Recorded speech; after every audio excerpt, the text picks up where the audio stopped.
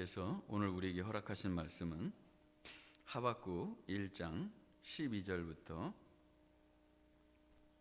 2장 1절까지 있는 말씀 봉독해 올리겠습니다. 선지자가 이르되 여호와 나의 하나님, 나의 거룩한 이시여, 주께서는 만세전부터 계시지 아니하시니이까 우리가 사망에 이르지 아니하리이다. 여호와여, 주께서 심판하기 위하여 그들을 두셨나이다. 반석이시여, 주께서 경계하기 위하여 그들을 세우셨나이다. 주께서는 눈이 정결하심으로 악을 참아보지 못하시며 패역을 참아보지 못하시거늘 어찌하여 거짓된 자들을 방관하시며 악인이 자기보다 의로운 사람을 삼키는데도 잠잠하시나이까. 주께서 어찌하여 사람을 바다의 고기 같게 하시며 다스리는 자 없는 벌레 같게 하시나이까. 그가 낚시로 모두 낚으며 그물로 잡으며 투망으로 모으고 그리고는 기뻐하고 즐거워하여 그물에 제사하며 투망 앞에 분향하오니 이는 그것을 힘입어 소득이 풍부하고 먹을 것이 풍성하게 됨이니이다. 그가 그물을 떨고는 계속하여 여러 나라를 무자비하게 멸망시키는 것이 옳으니이까. 내가 내 파수하는 곳에 서며 성루에 서리라. 그가 내게 무엇이라 말씀하실는지 기다리고 바라보며 나의 질문에 대하여 어떻게 대답하실는지 보리라 하였더니. 아멘. 찬송을 한 장 우리 하나님께 찬양 드리고 말씀의 은혜를 나누도록 하겠습니다. 560장에 있는 찬양, 우리 다 같이 어린아이가 된 마음으로 560장 찬양 함께 찬양 드리고 오늘 말씀의 은혜를 나누겠습니다.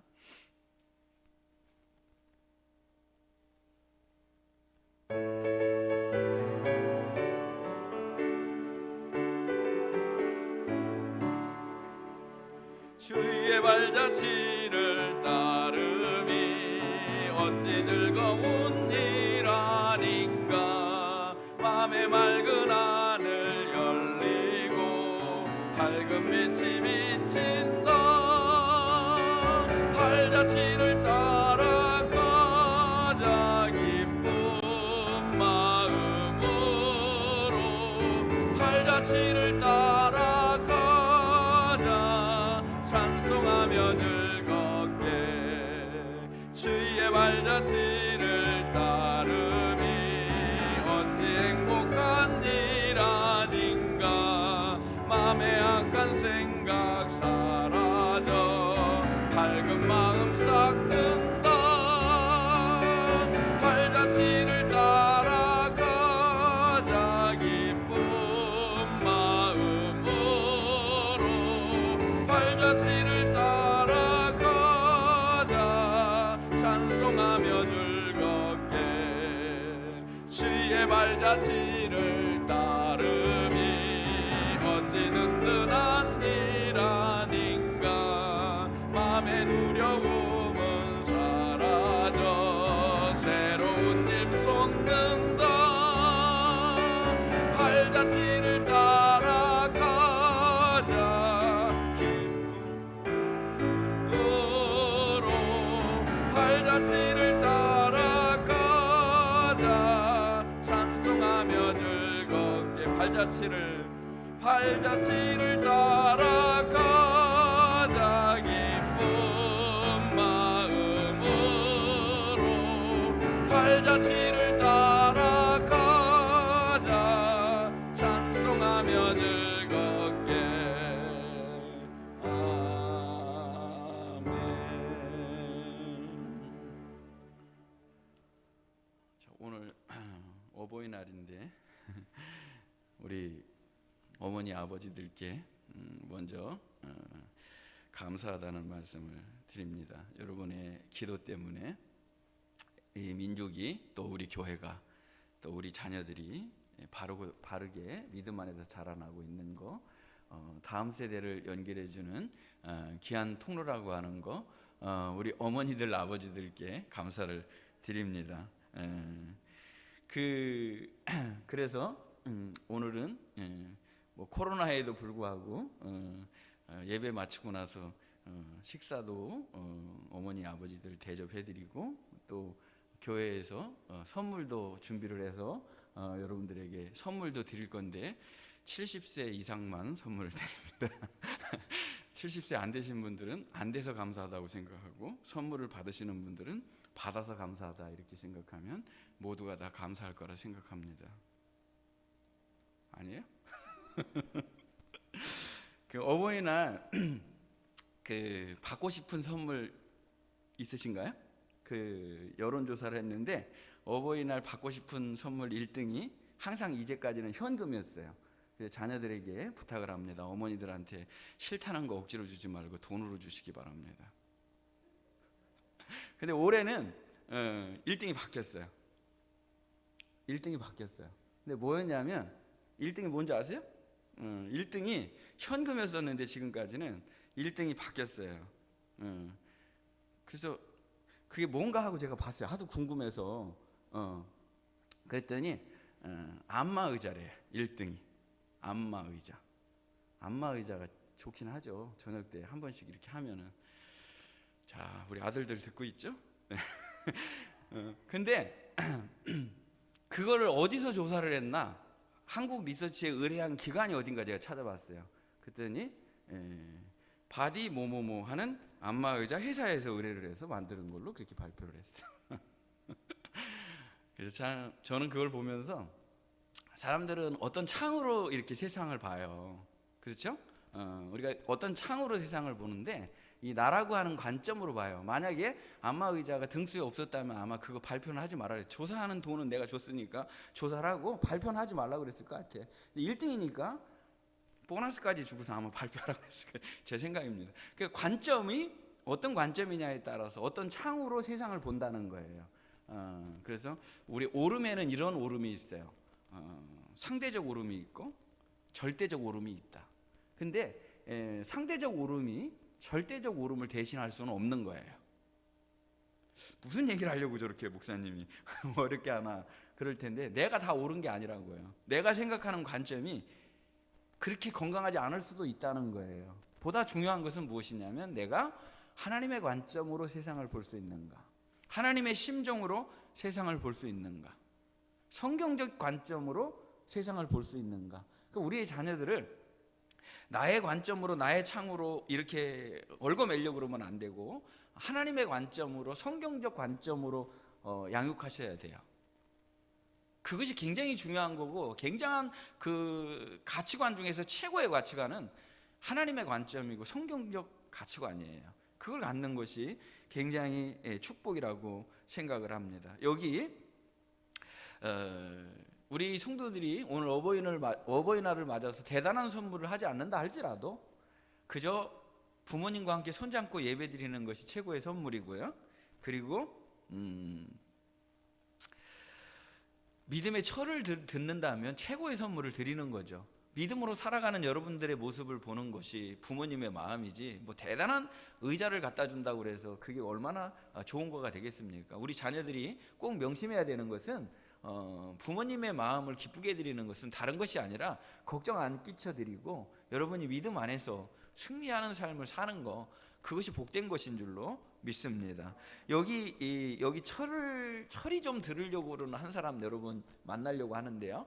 이 믿음의 철이 들으려고 하는 한 사람이 누구냐면 오늘 본문에 나와 있는 하박국이라고 하는 사람입니다. 왜 악인은 이렇게 잘 되는가? 그거에 대해서 고민을 하고 그러면서 하나님께 계속해서 물었습니다. 어떻게요? 왜 악인들은 잘 되는 거고 상대적으로 의로운 의인들은 힘들게 고난 가운데 살아가는 겁니까? 어느 때까지 우리가 기다려야 되는 겁니까? 또 어찌하여 그냥 놔두시는 겁니까? 하나님은 왜 내가 질문을 했는데 대답을 안 해주시는 겁니까? 혹은 하나님의 대답은 왜 나의 원하는 대답이 아닙니까? 이런 문제들에 대해서 굉장히 고민을 심각하게 많이 했다는 겁니다. 근데 저는 이 말씀을 보면서 굉장히 감사하게 생각하는 것은 우리 성도들이 여기까지 오는 것도 어려웠는데 여기까지 오는 것도 사실 어려웠는데 하박국 1장에서 머무르는 믿음이 아니라 2장으로 들어가고 3장으로 들어가는, 진짜 이 하박국서를 보면서 나의 믿음의 고민들이 하나님 안에서 답을 얻고 믿음으로 점점 성장하고 진보해 나가는 그런 복을 받는 성도들이었으면 좋겠다라는 기도를 가지고 오늘 서게 되었습니다.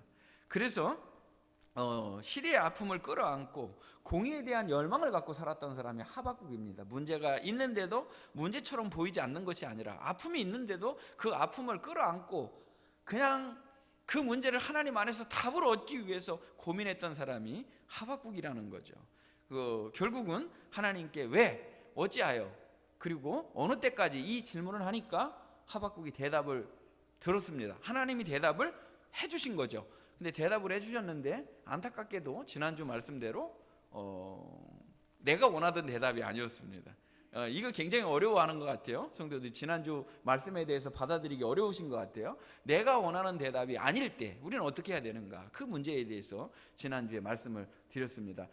남한국 유다가 그런 대로 우리가 볼 때는 믿음으로 살고 또 하나님을 바라보고 산다고 하는 줄 알았는데, 그 남한국 유다를 더 악한 바벨론이라고 하는 막대기를 들어서 심판하시고 포로로 붙잡혀 가는데 모래가 흩어지듯이 그렇게 붙잡혀 가는 그런 무기력하고 아픈 모습들을 예언을 하게 됩니다.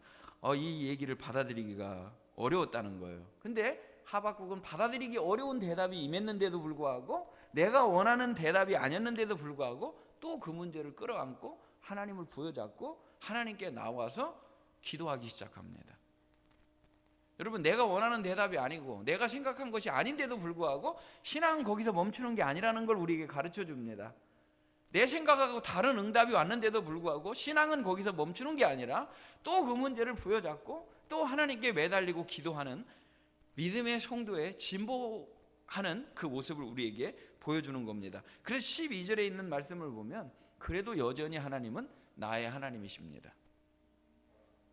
굉장히 중요한 겁니다. 이 문제는 여기 한마디에 굉장히 오묘한 저 믿음의 분투가 있는 것이고, 갈등과 고민을 이겨내고 하나님 앞에 나온 참 예배자의 모습, 예배, 그리고 믿음의 길을 찾아 나가는 믿음의 선배의 모습을 우리가 볼 수 있는 겁니다. 내가 생각하는 게 아니에요. 어떤 때는 이런 사람도 있어요. 하나님, 내가 기도했는데 기도하는 대로 안 됐어요. 내가 말씀을 전했는데 말씀 전한 대로 안 됐어요.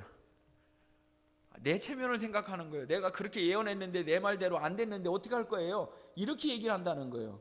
그게 아니라 내 생각하고 비교도 할 수 없이 크신 하나님, 내 생각하고 비교할 수도 없이 완전하신 하나님, 그 하나님은 여전히 나의 하나님이라는 거예요.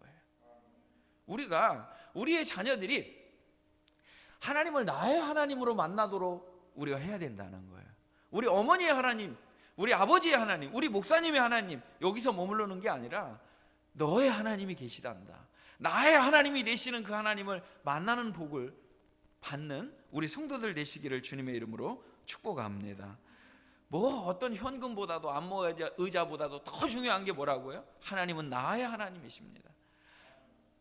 평생도록 찬양하고 나의 모든 것을 다 드려도 항상 아쉬운 마음뿐인, 정말로 모든 것을 다 드려도 부족한 마음뿐인, 죄송한 마음뿐인 나의 하나님으로 만나는 복 있는 성도들이 다 되실 줄 믿습니다.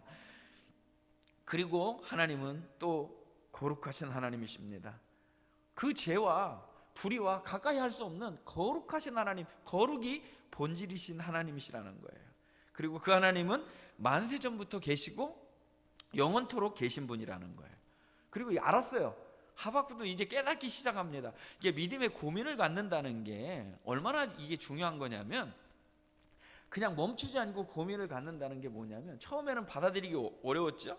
내가 생각한 대답이 아니었죠. 근데 12절에 있는 말씀을 보면 하박국이 점점 결론을 향해서, 하나님의 뜻을 향해서 가까이 가고 있다는 거, 얼마나 감사한 일인지 모릅니다. 우리가 믿음 생활을 하면서 제자리 걸음이 아니라 하나님께 더 가까이 나아가고, 하나님께 더 가까이 나아가고 더욱 그 자리로 들어갈 수 있다는 게 얼마나 복입니까?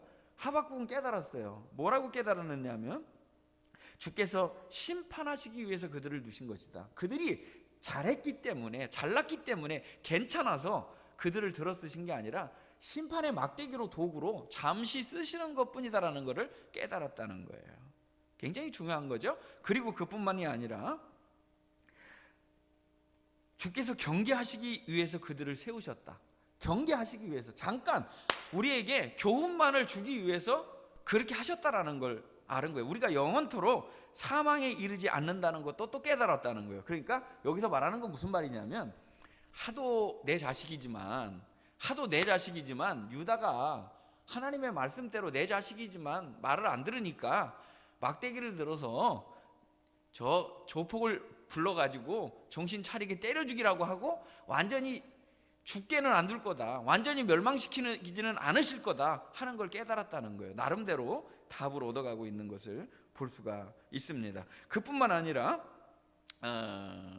여기 13절에 보면 주께서는 눈이 정결하심으로 악을 참아 보시지 않는 분이시고 폐역을 보시지 않는 분이시고 거짓된 자들을 방관하시며 악인이 자기보다 의로운 사람을 삼키는데도 잠잠하시나이까, 이렇게 말하고 있습니다.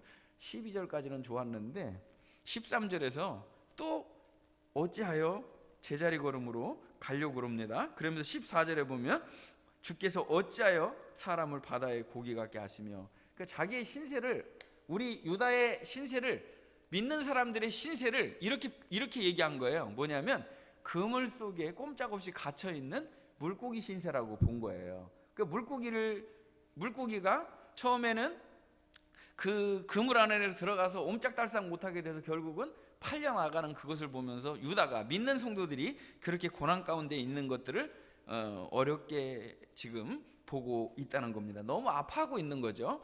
그러면서 여기 보면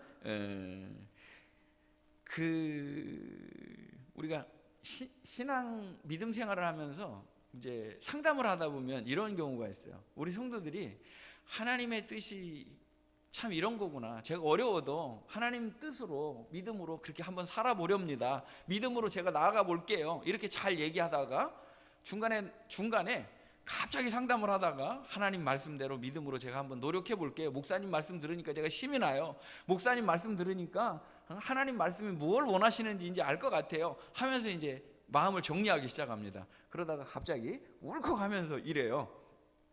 그런데요 목사님, 억울한 것 같아요. 그런데요 목사님, 너무한 것 같아요. 이렇게 얘기하면서 나보다 더 못한 사람도 있는데, 하나님 나보다 더 악한 사람이 있는데 그 사람은 막 술술 풀리고 막 괜찮은 것 같고 잘 되고, 그런데 저는 나름대로 기도한다고 그러고 나름대로 헌신하고 충성하는데 이게 뭐예요? 라고 제자리로 돌아가는 경우가 많아요. 그러면 저도 힘들 때가 있습니다. 그 얘기를 들으면서 이제는 믿음으로 나아가시려고 하는구나 하다가 다시 돌아가는 거예요. 제자리 걸음이죠.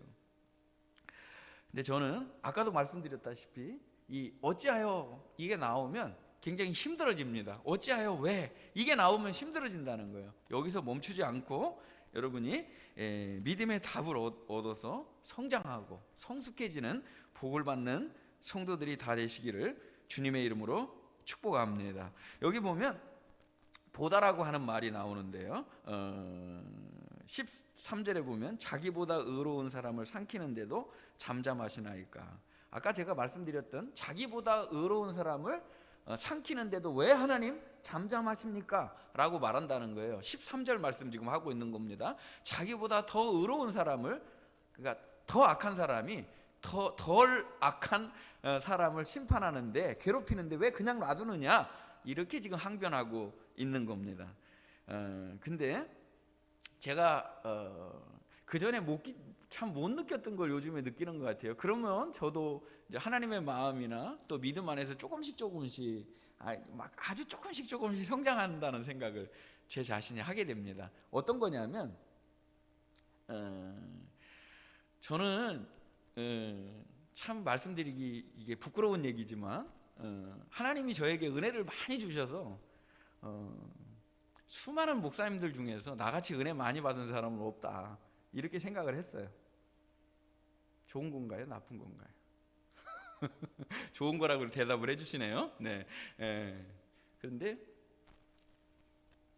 나 같은 은혜, 내가 받은 은혜를 다른 사람한테 줬다면 그 사람은 나보다 더 감격하면서 살아갔을 거라는 생각을 해요. 내게 베풀어 주신 은혜를 지금 내가 저 악하다고 하는 사람한테 만약에 그 은혜를 줬다 그러면 그 사람이 나보다 더 멋지게 하나님의 사명을 귀하게 감당할 수 있다고 생각을 갖게 됐어요. 그래서 하나님이 내게 은혜 주신 것은 내가 너무나 약하기 때문에 더 많이 은혜를 주신 거예요. 내가 그만큼 부족하기 때문에 하나님이 더 많이 은혜를 주신 거예요. 그리고 은혜를 주시면서도 끊임없이 나를 기다리신 거예요. 하나님이 정말로 많이 인내해 주신 거예요. 근데 마치 나는 내가 저보다 더 의롭고 나보다 더 대단한 사람인 줄 알고 왜 그렇게 못하냐, 왜 그렇게밖에 못하냐, 이런 시선으로 우리가 볼 수 있는 오류에 빠질 수가 있다는 거예요. 절대적으로 여러분, 상대적 의로움을 절대적 의로움으로 오해하시면 안 된다는 것입니다. 그래서 하나님이 내게 은혜를 주신 것은, 이것은 더 많이 긍휼히 여겨주신 은혜의 표시인 줄로 믿으시기 바랍니다.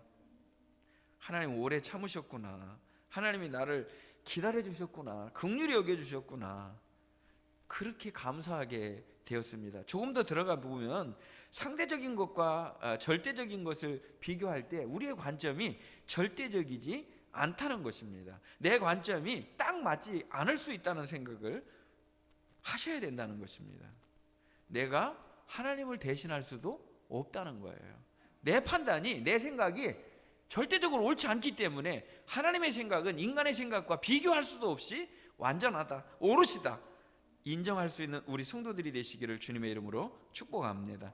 물론 이 사람도 마찬가지였어요. 하박국도 상대적으로는 옳았죠. 상대적으로는 굉장히 믿음의 분투를 했죠. 오늘 은혜의 말씀에 나오는 시편 73편에 나와 있는 믿음의 사람도 마찬가지였어요. 사람들이 당하는 고난이 그들에게는 없고 사람들이 당하는 재앙도 그들에게는 없나니 그러므로 교만이 그들의 목걸이요 강포가 그들의 옷이다. 그러니까 주보에 은혜의 말씀 지금 하고 있는 겁니다. 주보의 은혜의 말씀에 보면 시편 73편의 그 신앙인도 갈등했다는 거예요. 왜 악인들이 저렇게 잘 되고 그들은 교만이라고 하는 목걸이를 차고 다니고 강포라고 하는 옷을 입었는데도 그냥 두냐는 거예요. 의인은 괴로움과 고통 중에 있는데 왜 하나님 침묵하시느냐, 이렇게 지금 말하고 있는 겁니다. 근데 이 말씀을 보면서 우리가 반드시 알아야 될 것은 무엇이냐면, 율법이 악인과 의인을 구분하는 그런 기능을 갖는 것이 아니라 율법은 내가 죄인이라는 것을 깨닫게 해주는 몽학선생이에요.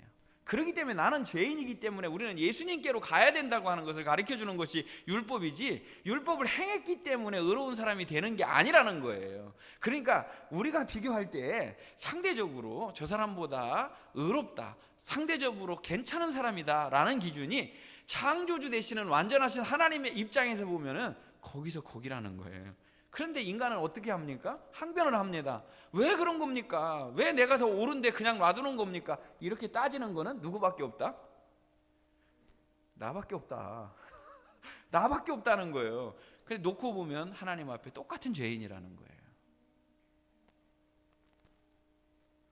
율법은 죄가 무엇인지를 드러내주고 예수님을 의지하고 예수님을 붙들고 하나님께로 나아가게 하는 은혜인 줄로 믿습니다.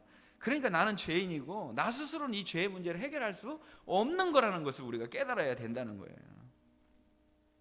주님께서 그 몸을 내어주시고 육체를 찢어서 새 언약으로 우리를 인도해 주셔서 새롭고 산 길로 하나님께 나아가는 새롭고 산 길을 열어주신 줄로 믿습니다. 지난주에 예배를 마치고 집에 가니까 우리 둘째 아들이 그런 얘기를 해요. 아빠, 왜 저에게 그렇게 말씀하시는 거, 저에게만 말씀을 하는 것처럼 그렇게 말씀을 전해주시는 거예요? 이래요. 나에게만 하나님이 말씀해 주시는 것처럼 그렇게 들었다는 거예요. 뭐에 그렇게 은혜를 받았는지는 모르지만 참 우리가 내가 생각하는 거하고 답이 다른데 그럼에도 불구하고 우리는 여기 있다는 게 은혜이죠. 우리가 하나님과 물질을 겸하여 섬길 수가 없다. 그들은 자기 힘이 하나님이다, 그렇게 얘기를 했습니다. 지난주 말씀에. 그런데 오늘 말씀을 한번 보시기를 바랍니다. 16절을 한번 보시기를 바랍니다. 굉장히 의미가 있는 건데요. 16절 어렵지 않게 여러분 들어보시기를 바랍니다. 본문 16절입니다. 다 같이 한번 읽어볼까요? 그물에 제사하며 투망 앞에 분향하오니 이는 그것을 힘입어 소득이 풍부하고 먹을 것이 풍성하게 됨이니이다. 아멘. 그들이 이 말 무슨 뜻인지 여러분 읽으니까 이해가 되십니까? 이해가 되셔야 돼요. 하나님 말씀을 읽으면 이해가 되셔야 돼요. 무슨 말이냐면 그들이 물고기를 잡는데 뭐를 내려요? 그물을 내리죠. 그물을 내렸는데 뭐에다가 제사를 드려요? 그물한테 제사를 드린다는 거예요. 지금 그럽니까 안 그럽니까? 그래요. 그물한테 제사를 드려요. 그뿐만 아니라 물고기 잡으려고 던지는 그 투망이 분향의 대상이라는 거예요. 바꿔서 말하면 물질과 하나님을 겸하여 섬길 수 없다. 맞는 말입니까? 그렇다는 거예요. 물질이 하나님의 자리를 대신하게 된다는 거예요. 그러니까 물질이 섬김의 대상이 된다는 거예요. 물질이 우상이 된다는 거예요. 탐욕이 우상이 된다는 거예요. 왜 그러냐? 본문 16절에 보면 성경을 증명합니다. 이는 그것을 힘입어 소득이 풍부하고 먹을 것이 풍성하게 됨이니이다.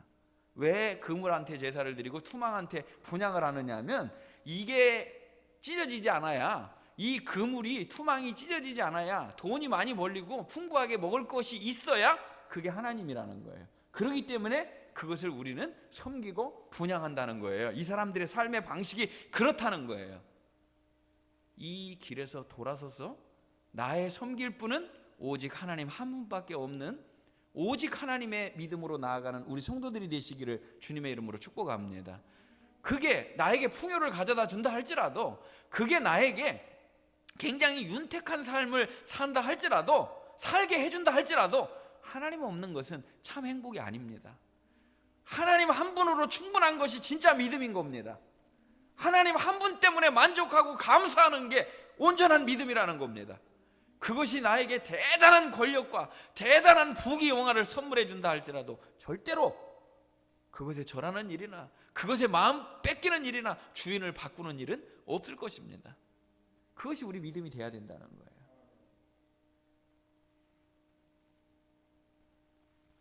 그래서 제가 이 말씀을 묵상하면서 그런 생각을 했어요.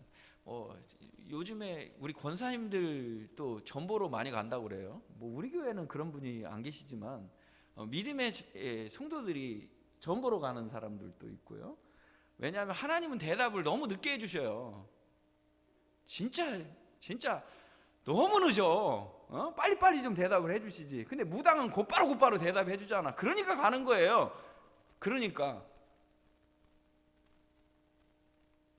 대답이 늦은 게 그게 축복이에요. 빨리빨리 대답해 주는 게 그게 재앙이라고요. 그게 마음을 미혹시키고 뺏겨가지고 결국은 하나님의 자리를 대신해서 믿음을 잃게 하는 거라는 거죠. 진짜 대답은 늦은 게 좋은 거예요. 스스로 하나님께로 나아갈 수 있는 길을 열어주시는 것이 그게 축복이라는 거예요.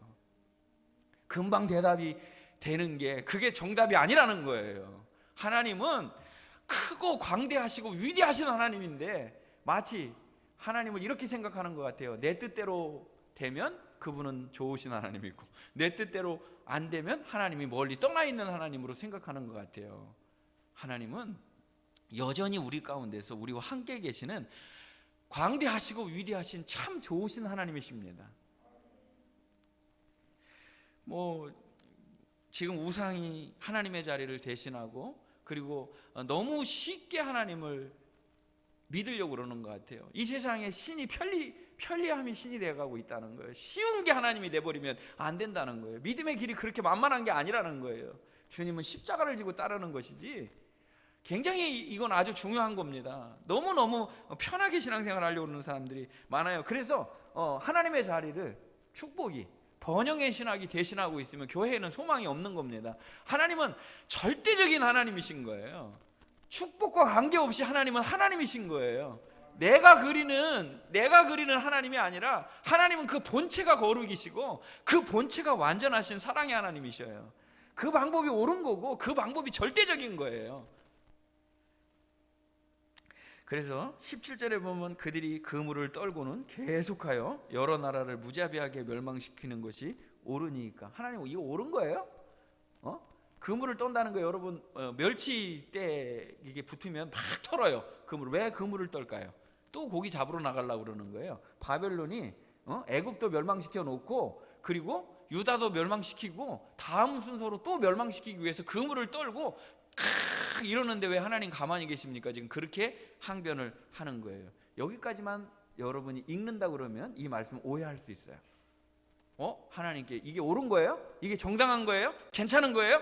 이렇게 따지는 하박국의 모습을 보면서 어린애 이렇게 생각할 수 있다는 거예요. 근데 저는 굉장히 건강하게 생각을 합니다. 왜냐하면 다음 구절이 이 하박국의 말씀의 아주 핵심인 겁니다. 그 다음 구절이 뭐냐면은 2장 1절에 보면 2장 1절 우리 다 같이 읽어보겠습니다. 오늘 이 말씀이 사실은 주제입니다. 시작. 내가 내 파수하는 곳에 서며 성루에 서리라. 그가 내게 무엇이라 말씀하실는지 기다리고 바라보며 나의 질문에 대하여 어떻게 대답하실는지 보리라 하였더니.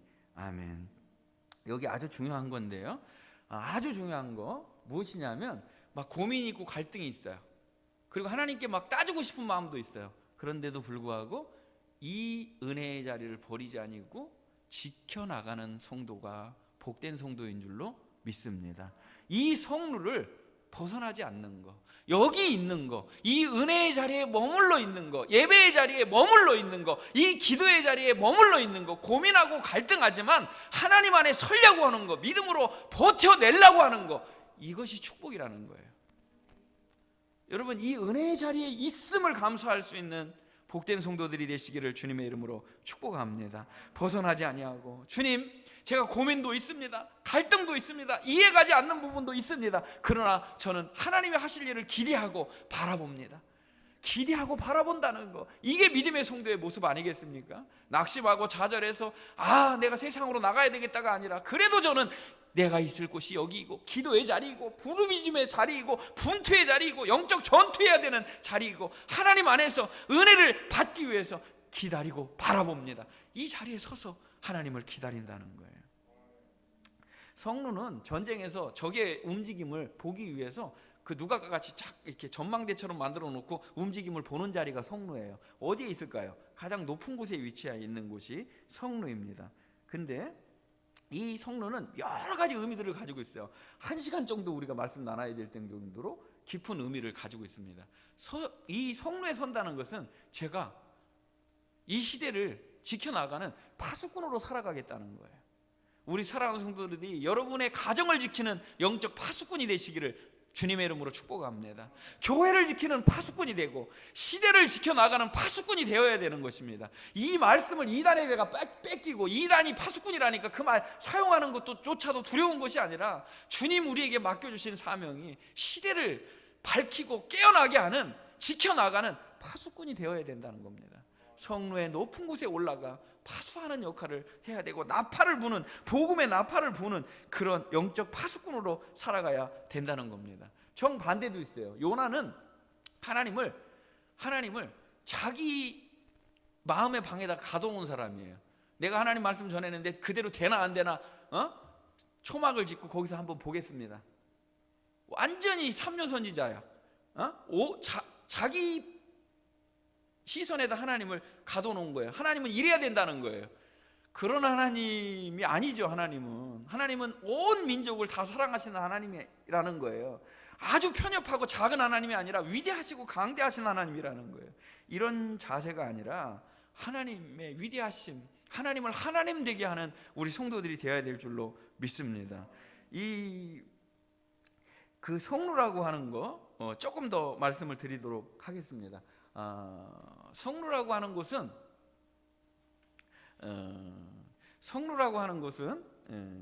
오늘 이 말씀이 다르게 저는 읽혀지는데요. 성루는 가장 높은 곳이잖아요. 그렇죠? 가장 높은 곳에서 내려다보는 거잖아요. 근데 하나님을 만나는 것은 가장 낮은 곳에서 하나님을 만나는 것인 줄로 믿습니다. 우리 마음이 가장 낮은 곳에 있을 때, 우리의 심령이 가난한 심령으로 있을 때 비로소 하나님을 만나는 거예요. 여러분 축복받고 성공하고 잘된 사람이 하나님께 돌아오는 줄 아세요? 아니에요. 상처받고 찢기고 아파해야 비로소 하나님을 찾는 거예요. 하나님을 의지하는 거예요. 그래서 마음이 교만한 상태에서는 하나님을 못 만나요. 마음이 겸손할 때, 마음이 가난해질 때 하나님을 만날 수 있다는 거예요. 그러니까 성도는 사실은 우리 마음 가장 깊은 내면의 세계에서 하나님을 만나는 거예요. 그래서 지금 두 개를 대비해서 제가 한번 말씀을 드려보도록 하겠습니다. 이 바벨론이라고 하는 거, 나머지 말씀 여러분이 다 읽으셔서 은혜 받으시면 좋을 것 같고요. 바벨론이라고 할 때 바벨론이잖아요. 지금 이 심판의 대상이 바벨론이잖아요. 근데 얼마 안 있으면 이 바벨론도 망해요. 이 세상 바벨론이 그렇게 영원할 것 같지만 곧 이 세상 바벨론은 어떻게 된다? 멸망하는 거예요. 멸망하는 거. 근데 나중에 한참 저 뒤에 가보면 또 바벨론이 나와요. 또 바벨론이 나와요. 어디예요? 요한계시록 18장에 바벨론이 나와요. 근데 바벨론이 뭐냐면 벨이 있잖아요. 벨. 바벨론 전체로 얘기하면 이건 혼란, 혼잡이라는 뜻을 가지고 있어요. 혼란스럽게 하는 거예요, 우리를요. 세상이 우리를 혼란스럽게 하고 혼잡스럽게 해요. 뭐라고 어떻게? 벨이라고 하는 게 그렇다는 거예요. 벨은 뭐라고요? 주인이에요. 주인 한번 바꿔보라는 거예요. 너 세상을 주인으로 한번 섬겨보라는 거예요. 물질을 주인으로 한번 섬겨보라는 거예요. 그러면 너 좋은 일이 있을 거라는 거예요. 오직 우리의 주인은 예수 그리스도 한 분밖에 없습니다. 그걸 도전하는 거예요. 세상은, 세상의 가치는 큰 거, 화려한 거, 대단한 걸 보여주면서 이거 내가 줄 테니까 바벨론의 가치로 살아라는 거예요. 하나님은 우리에게 거룩의 가치로 살아라는 거예요. 믿음의 가치로 살아라는 거예요. 주님과 함께 살아라는 거예요. 이거예요. 지금 여기서 말하는 거는 그걸 깨달아야 된다는 거예요. 자, 오늘 그래서 이제 말씀을 정리하도록 하겠습니다. 중간에 은혜의 말씀에 보면 아까 제일 처음에 읽은 거에 대해서 자기 나름대로 답을 찾았어요. 시편 73편 17절에 보면 딱 중간입니다. 은혜의 말씀. 하나님의 성소에 들어갈 때에야 그들의 종말을 내가 깨달았다. 처음에는 왜 어찌하여 이랬던 사람이 중간에 답을 얻었다는 거예요. 그래서 믿음은 믿음에서 믿음에 이르는 여정인 거예요. 여러분 여기서 멈추면 안 돼요. 여러분의 믿음이 온전하다고 생각하시면 안 돼요. 점점 들어가야 돼요. 어디로요? 성소로 들어가야 돼요. 지극히 깊은 은혜의 세계로 들어가야 돼요. 하나님 안으로 들어가야 돼요. 성소 안으로 들어갈 때야 비로소 하나님의 뜻을 깨달았다는 거예요. 그러면서 시편 73편 28절에 이렇게 말합니다. 하나님께 가까이함이 내게 복이다. 여러분 하나님께 가까이 하는 복을 받는 주의 성도들이 되시기를 주님의 이름으로 축복합니다. 깊이 들어가서 하나님께 가까이 하는 게 복이다. 옛날에는 연봉 많은 게 복이지, 출세하는 게 복이지, 성공하는 게 복이지 그랬는데 지금은 뭐가 복이라고요? 하나님께 가까이 가는 게 복이라는 거예요. 성수에 깊이 들어갈 때에야 비로소 깨달았다는 거예요. 진짜 복받는 우리 성도들이 되시기를 주님의 이름으로 축복합니다. 지금은 주의 백성이 물고기, 그 그물 속에 갇힌 물고기 같이 보여도요 그렇지 않다는 거예요. 진짜 복을 받으면 하나님은 나의 피난처시고 하나님은 나의 영원한 반석이 되시는 하나님이십니다. 주 나의 하나님을 찬양하고 그 하나님을 높일 수밖에 없음을 고백하는 것이 진짜 믿음이라는 거예요. 그래서 저는 이렇게 말씀드리고 싶습니다. 예수님께서 겟세마네 동산에서 자기 자신의 심령을 으깬 곳이 겟세마네예요. 올리브유를 압착해서 짜내듯이 자신의 심령을, 내 뜻을 다 쓰러뜨린 게 겟세마네예요. 우리가 그런 작업이 있어야 돼요. 그런 은혜를 받아야 돼요. 예수님께서 이렇게 기도하십니다. 이 잔이 내게서 지나가기를 원한다는 거예요. 그러나 내 뜻대로 되는 것이 아니라 아버지의 원대로 되기를 원하나이다. 그러면 바꿔서 얘기하면 내 뜻이 한번 이겼다고 생각을 해보겠습니다. 내 뜻대로 되는 세상이 왔다고 생각을 해보겠습니다. 여러분이 대답이 너무 늦다고 아까 제가 막 농담처럼 그렇게 했는데 하나님 답답합니다 그랬는데 내 뜻이 이루어졌다고 생각해요. 우리가 구원받을 수가 없었겠죠. 우리가 영원한 저천국의 문을 열고 들어갈 수가 없었겠죠. 내 뜻이 아니라 아버지의 뜻이 이루어졌기 때문에 우리가 주님께로 나아가는 길이 열린 거예요. 지금 내 뜻대로 되는 게 좋은 것이 아니라 나보다 더 비교할 수도 없이 완전한 그분의 뜻이 이루어지는 삶이 우리의 삶의 실현이 되어야 된다는 거예요. 그리고 우리가 주기도문 그냥 공식처럼 주문처럼 외우는 것이 아니라 아버지의 뜻이 하늘에서 이루어진 것처럼 땅에서도 이루어지기를 기도하는 성도들이 되시기를 주님의 이름으로 축복합니다. 우리 그 계시록에 있는 말씀, 은혜의 말씀 두 번째 밑에 있어요. 다 같이 읽겠습니다. 계시록 18장 4절. 또 내가 들으니 하늘로부터 다른 음성이 나서 이르되 내 백성아 거기서 나와 그의 죄에 참여하지 말고 그가 받을 재앙들을 받지 말라. 나중에 요한계시록 할 때 제가 말씀드리겠습니다만은 악의 세력의 멸망이 맨 마지막에 나오고 천년왕국이 나오고 그 다음에 새하늘 새 땅이 나오는 거예요. 그럼 18장에서 악의 세력이 멸망을 받아야 예수님의 천년왕국이 있을 거 아니에요. 그리고 새하늘과 새 땅이 임하는 거 아니에요. 악의 세력이 멸망되는 게 계시록 18장인데 18장 4절 읽었잖아요. 3절 말씀이 뭐냐면 큰 음성이 외쳐진다는 거예요. 뭐냐면 무너졌도다 무너졌도다. 뭐가? 바벨론이 무너졌다는 거예요. 바벨론은 사탄의 나라, 이 세상의 왕국의 멸망을 말하는 겁니다. 악의 세력의 멸망을 말하는 겁니다. 결국은 무너진다 안 무너진다? 무너진다는 거예요. 어린 양께서 승리하시고 악의 세력을 심판하시고 그리고 악의 세력은 반드시 망하게 된다는 거예요. 그럼 이 죄에 너희가 참여해서는 안 된다. 우리가 이 세상 가운데 살지만 바벨론의 가치가 우리 안에 살지 않도록 해야 된다. 제가 말씀드렸습니다. 이 세상에 속하지 않는 그리스도인이 되는 거. 제 마지막 말씀 마무리하도록 하겠습니다. 이 세상에서 우리가 사람들이 내가 산전, 수전, 공중전, 특수전 다 겪었다 이런 얘기 많이 하잖아요. 그런 사람 누구예요? 여러분, 그런 사람 누구예요? 모세 같은 사람이죠. 40년 동안 어디서 살았어요? 왕궁에서 살았죠. 40년 동안 어디서 살았어요? 광야에서 살았죠. 광야의 40년 여러분 생각해 보셨습니까? 우리가 당하는 고난이 광야의 40년처럼 외롭고 처절했을까요? 그때 하나님을 만났어요. 근데 모세가 광야에서 하나님을 만났다는 거예요. 그 과정이 끝나고 나서 마지막 40년을 하나님과 함께, 그 백성과 함께, 그리고 고난과 함께, 영광과 함께 40년을 살게 됩니다. 잘 들으셔야 돼요. 여러분 순서가 왕궁에서의 40년, 광야에서의 40년, 마지막 하나님과 함께, 백성과 함께, 그리고 영광과 함께, 고난과 함께 같이 살았어요. 그런 사람이 맨 마지막에 고별 설교를 하면서 이 백성들을 축복 기도해 주면서 마지막으로 한 말씀이 여러 구절이 있어요. 아주 중요한 말씀들 여러 개 있어요. 그게 신명기인데요.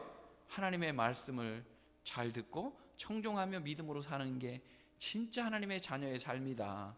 하나님 잘 섬겨야 된다. 그겁니다. 그 말씀을 한 구절만 읽도록 하겠습니다. 우리 은혜의 말씀 맨 마지막입니다. 신명기 32장 3절과 4절입니다.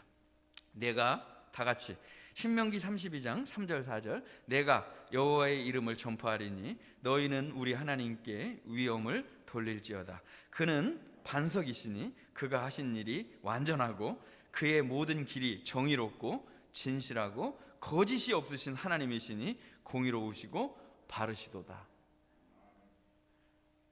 120년 산 사람이 그의 믿음의 후배들에게 고백하는데 나는 내가 지금 면류관을 썼다면 요한계시록이랑 똑같아요. 이 면류관을 벗어서 나는 자격 없는 사람입니다. 하나님께 이 면류관 드립니다.